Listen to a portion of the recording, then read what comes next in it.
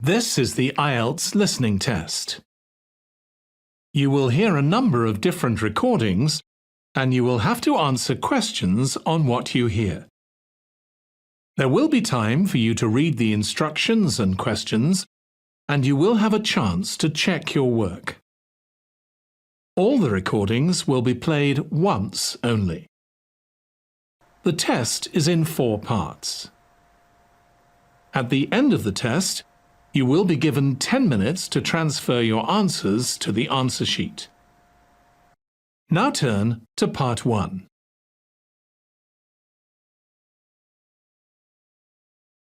Part 1.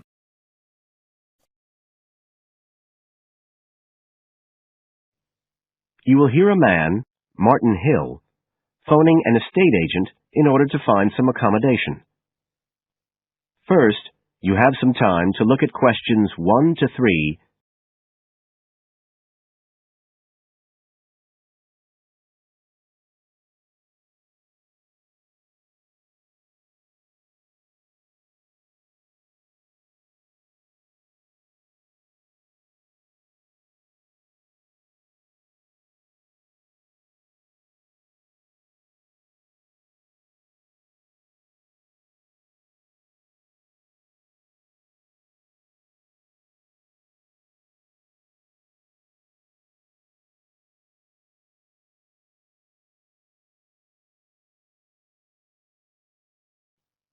Now we shall begin. You should answer the questions as you listen, because you will not hear the recording a second time. Listen carefully and answer questions 1 to 3.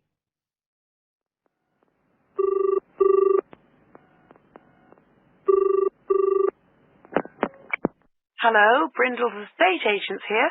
How may I help you? Oh, good morning. I'm ringing to see what flats you have for rent at the moment. Right. Can I start by just taking your name, Mr.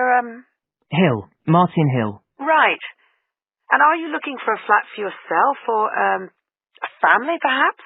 Well, it's for 3 of us, myself and 2 friends. We're going to share together. I see. What about employment? Are you all students? Oh, no, we've all got full-time jobs. 2 of us work in the central bank, that's Chris and me, and Phil, that's the other one, is working for Hallam Cars, at the factory about 2 miles out of town. I'll put you down as young professionals then. And I suppose you'll be looking for somewhere with 3 bedrooms? Yeah, at least 3. But actually, we'd rather have a 4th room as well, if we can afford it. For friends staying over and stuff. Is that with a living room to share, plus kitchen and bathroom? Yeah, that sounds good. But we must have a bathroom with a shower. We don't mind about having a bath, but the shower's crucial. Okay, I'll just key that in. And are you interested in any particular area? Well, the city centre would be good for me and Chris, so that's our first preference. But we'd consider anything in the west suburbs as well, really. Actually, for Phil, that'd be better, but he knows he's outnumbered. But we aren't interested in the north or the east of the city. Okay, I'm just getting up all the flats on our books. Now you have some time to look at questions 4 to 10.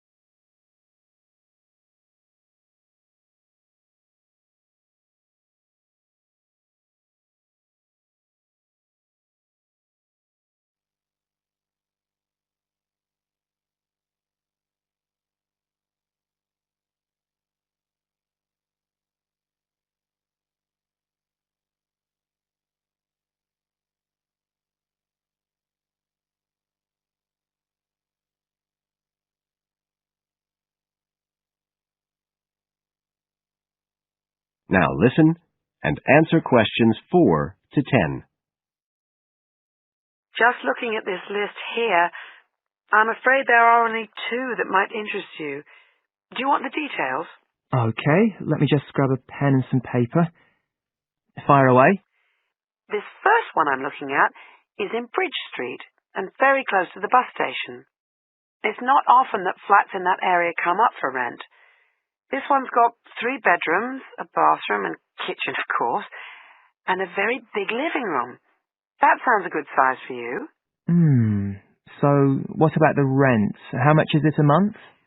The good news is that it's only £450 a month. Rents in that area usually reach up to $650 a month, but the landlord obviously wants to get a tenant quickly. Yeah, it sounds like a bit of a bargain. What about transport for Phil? Well, there'll be plenty of buses, so no problem for him to use public transport. But unfortunately there isn't a shower in the flat, and that location is likely to be noisy, of course.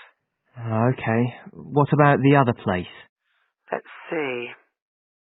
Oh, yes. Well, this one is in a really nice location, on Hills Avenue. I'm sure you know it. This looks like something a bit special. It's got 4 big bedrooms and, there's a big living room. And, oh, this will be good for you, a dining room. It sounds enormous, doesn't it? Yeah, it sounds great. That whole area is being developed, and the flat's very modern, which I'm sure you'll like.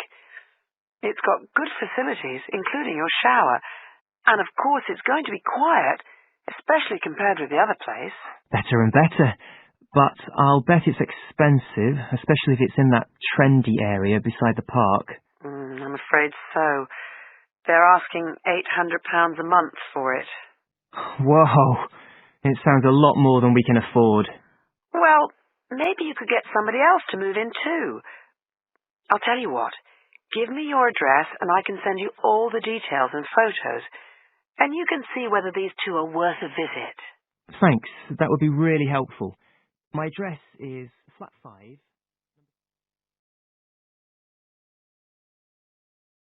That is the end of part 1. You now have 1 minute to check your answers to part 1.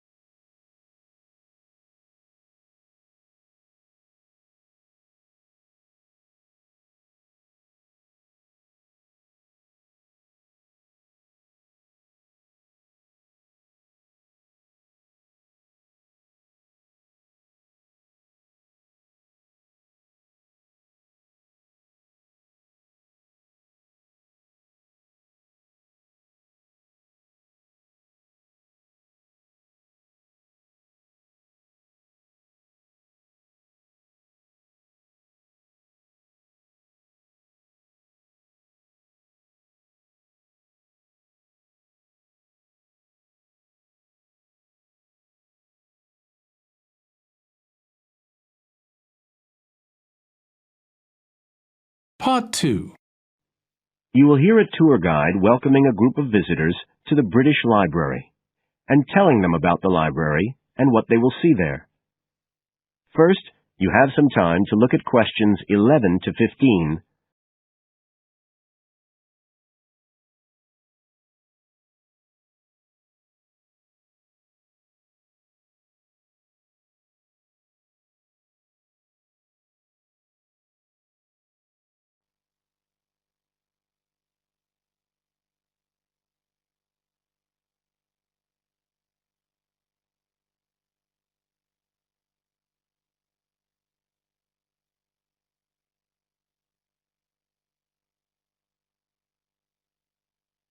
Now listen carefully and answer questions 11 to 15. Good afternoon, ladies and gentlemen, and welcome to your very own tour of the British Library on this lovely afternoon. My name is Tony Walters, and I'm your guide for today. Could I please see your tickets for the guided tour? I'd also like to remind you that any tickets bought today do not include a visit to the reading rooms. I'm afraid we don't do visits on Fridays, or any weekday during working hours, so as not to disturb the readers. But if you do want to see those rooms, the only day there are tours is on Sundays. So, I don't want anyone to be disappointed about that today. Okay? Thank you. Right, we'll start with a brief introduction. As many of you know, this is the United Kingdom's National Library, and you can see that this is a magnificent modern building. It was first designed by Sir Colin St. John Wilson in 1977, and inaugurated by Her Majesty the Queen more than 20 years later in 1998. As you can see, the size is immense, and the basements alone have 300 kilometres of shelving, and that's enough to hold about 12 million books. The total floor space here is 100,000 square metres, and, as I'll show you, the library houses a huge range of facilities and exhibition spaces. And it has 1,000 staff members based here in the building. So, you can appreciate the scale of our operation. In fact, this was the biggest publicly funded building constructed in the United Kingdom last century. It is still funded by the government as a national institution, of course, and it houses one of the most important collections in the world. The different items come from every continent and span almost 3,000 years. The library isn't a public library, though. You can't just come in and join and borrow any of the books. Access to the collections is limited to those involved in carrying out research. So it's really a huge reference library for that purpose, and anyone who wants to consult any materials that are kept here can formally apply to use the library reading rooms. You now have some time to look at questions 16 to 20.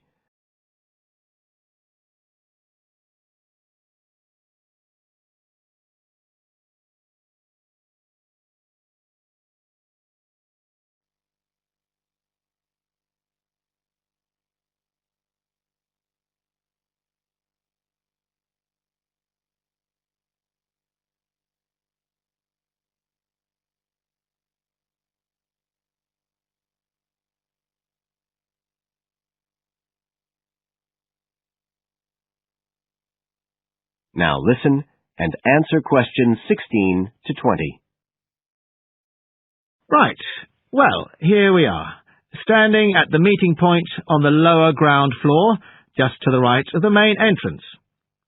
I've given you all a plan of the building so that we can orientate ourselves and get an idea of where we'll be going. Now, outside the main entrance, you'll see the wide piazza with the stunning sculpture of Newton. The sculptor was Paolozzi, but it's based on the famous image by William Blake, and it's definitely worth a closer look. On the other side of the piazza from the statue is the conference centre, which is used for all kinds of international conventions. We'll take a quick look inside at the end of our tour.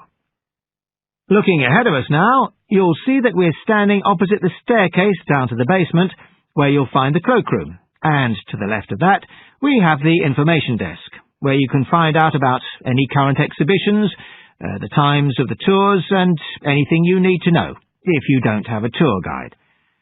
As you can see, on this lower ground floor, we also have a bookshop. That's the area over to the left of the main entrance. You'll be free to browse there when we get back to the ground floor. Now, opposite the main entrance on this floor, we have the open stairs leading up to the upper ground floor. And at the top of them, in the middle of the upper ground floor, you can see a kind of glass-sided tower that rises all the way up through the ceiling and up to the first floor. This is called the King's Library. It's really the heart of the building. It was built to house the collection that was presented to the nation in 1823 by the King. You can see it from every floor above ground. When we go up there, you'll find the library's treasures gallery on the left. Can you find it on your plan? That's the exciting one. So we'll be visiting that first, but we'll also take a look at the stamp display situated behind it on the way to the cafe. A lot of people miss that. The cafeteria runs along the back of the floor, and in the right-hand corner you'll find the lifts and toilets. Always good to locate them. The other main area on that floor is the public access catalogue section, and I'll show you how that operates when we get up there.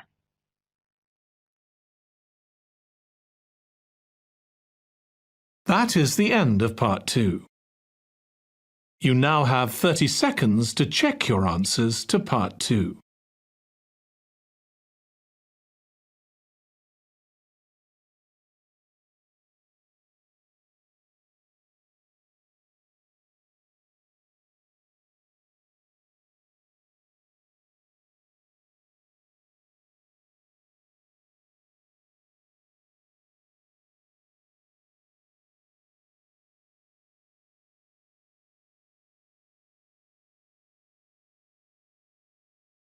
Part 3.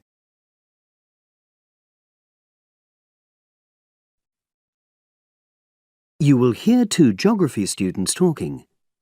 An older student, called Howard, is giving advice to a younger student, called Joanne, on writing her dissertation. First, you have some time to look at questions 21 to 24.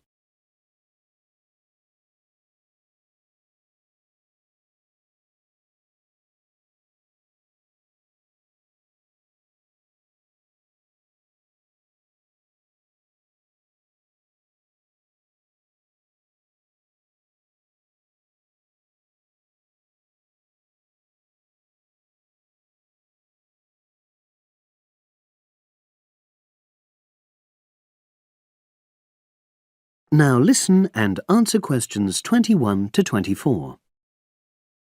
Hi, Howard. I haven't seen you for a while. Hi, Joanne. Yeah, they're keeping us really busy on the postgraduate programme. But how are you? You'll be starting your dissertation soon, won't you? Yeah, tutorials start next week. I've got Dr. Peterson. You'll remember it all from last year, of course. It's not something you forget easily. Oh. But seriously, although I didn't expect to enjoy writing my dissertation, and in fact I didn't really find it much fun, I wouldn't have missed the experience. I found it really improved my understanding of the whole degree programme, from the first year on. Right. So, what are you doing yours on? Glaciated landscapes. Although I haven't decided exactly what aspect yet. I did mine on climate systems, so I can't help you much, I'm afraid. But you'll be fine once you start your tutorials. Dr. Peterson will help you focus. I know, and he'll set me deadlines for the different stages, which is what I need. My concern is that I've got tons of material on the topic, and I won't be able to stick to the word limit, I remember I had different concerns when I was doing my dissertation. Last year. Yeah, before my first tutorial, I did a lot of fairly general reading because I hadn't fixed on my topic at that stage. I actually enjoyed that quite a lot and really improved my reading speed, so I was getting through a lot of material. I was frightened I wouldn't remember it all, though, so I got into the habit of making very detailed notes. So, did you find your tutor helpful in getting you started? Yeah, we certainly had some interesting discussions, but it's funny, I saw a brilliant programme about climate change, and it was that really fired me up. It was talking about some recent research which seemed to contradict some of the articles I'd been reading. Now you have some time to look at questions 25 to 30.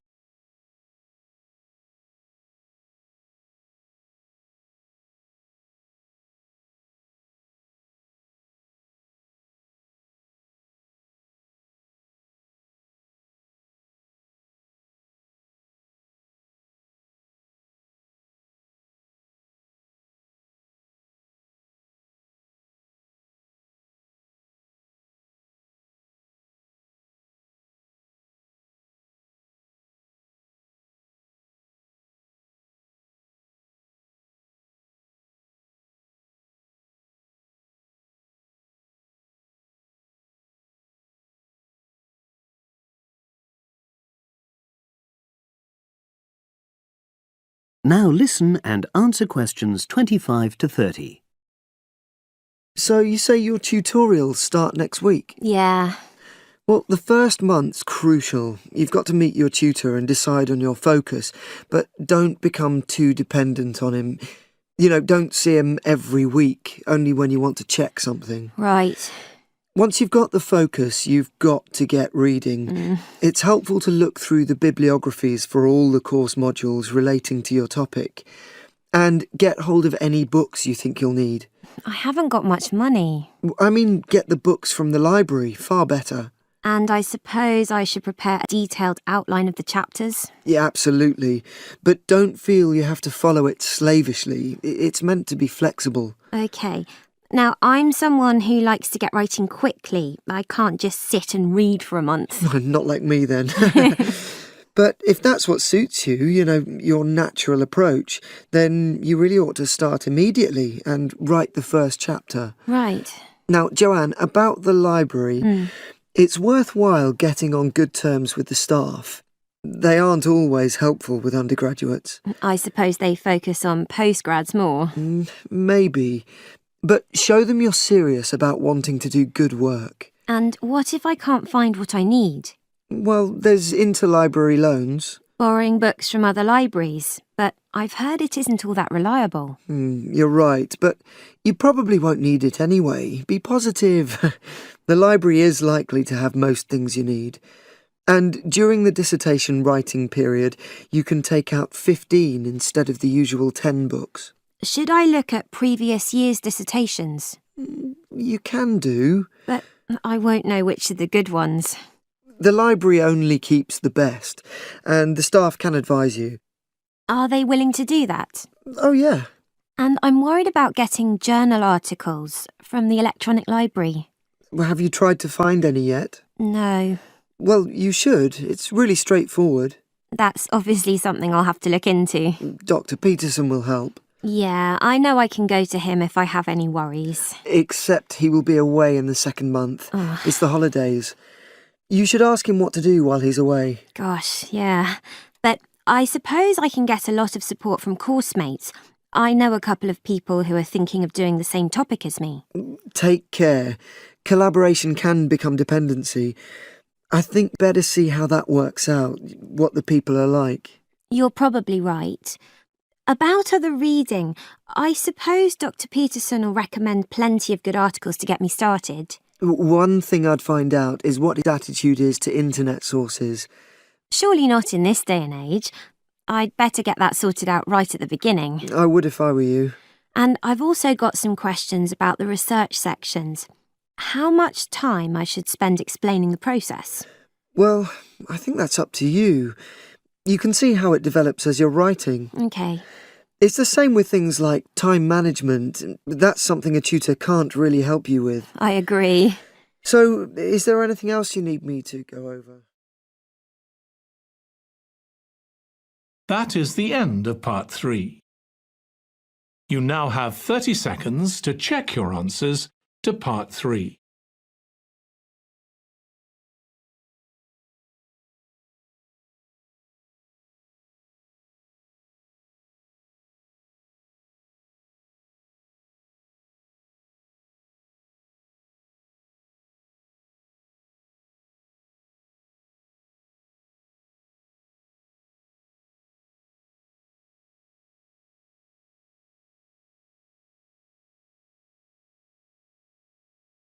Part 4.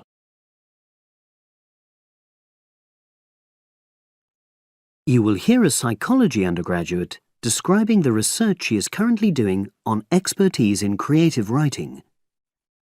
First, you have some time to look at questions 31 to 40.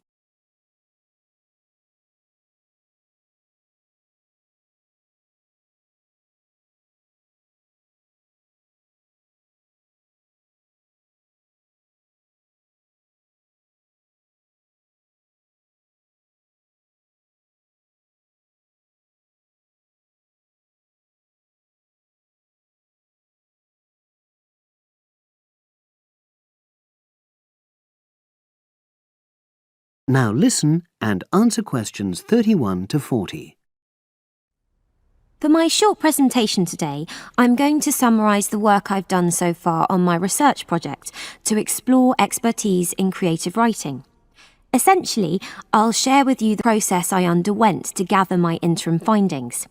First of all, I should give a little relevant background information about myself. Before I started my current degree course in cognitive psychology, I studied English literature, and as you can imagine, this meant I spent a great deal of time thinking about the notion of creativity and what makes people develop into successful writers. However, the idea for this research project came from a very specific source. I became fascinated with the idea of what makes an expert creative writer when I read a well-known 20th century writer's autobiography. I won't say which one at this stage, because I think that might prejudice your interpretation. Anyway, this got me thinking about the different routes to expertise. Specifically, I wondered why some people become experts at things whilst others fail to do so, in spite of the fact that they may be equally gifted and work equally hard. I started to read about how other researchers had explored similar questions in other fields. I began to see a pattern that those studies which involved research in a lab were too controlled for my purposes, and I decided to avoid reading them.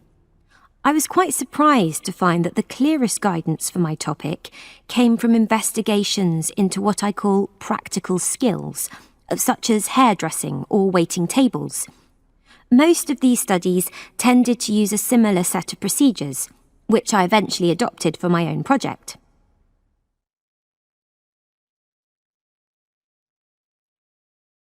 I'll now explain what these procedures were. I decided to compare what inexperienced writers do with what experienced writers do. In order to investigate this, I looked for 4 people whom I regarded as real novices in this field, which proved easy, perhaps unsurprisingly. It proved much harder to locate people with suitably extensive experience who were willing to take part in my study. I asked the first 4 to do a set writing task and, as they wrote, to talk into a tape recorder, a technique known as think aloud. This was in order to get experimental data. Whilst they were doing this, a research assistant recorded them using video. I thought it might be helpful for me in my transcriptions later on.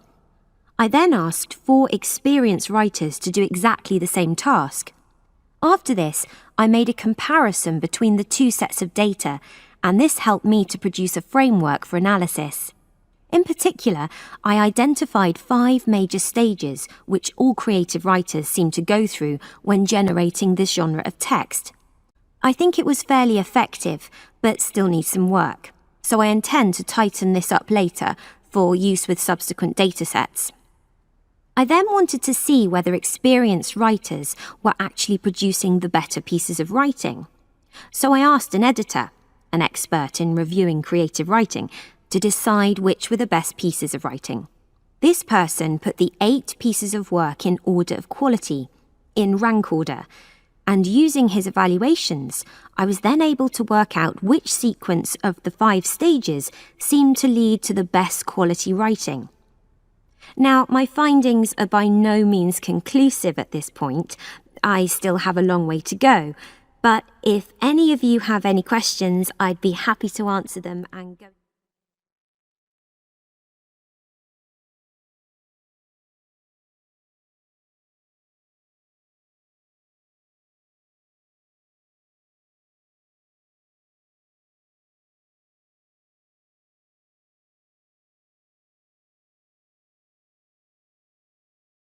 That is the end of part 4. You now have 1 minute to check your answers to part 4. That is the end of the listening test. In the Ielts test, you would now have 10 minutes to transfer your answers to the answer sheet.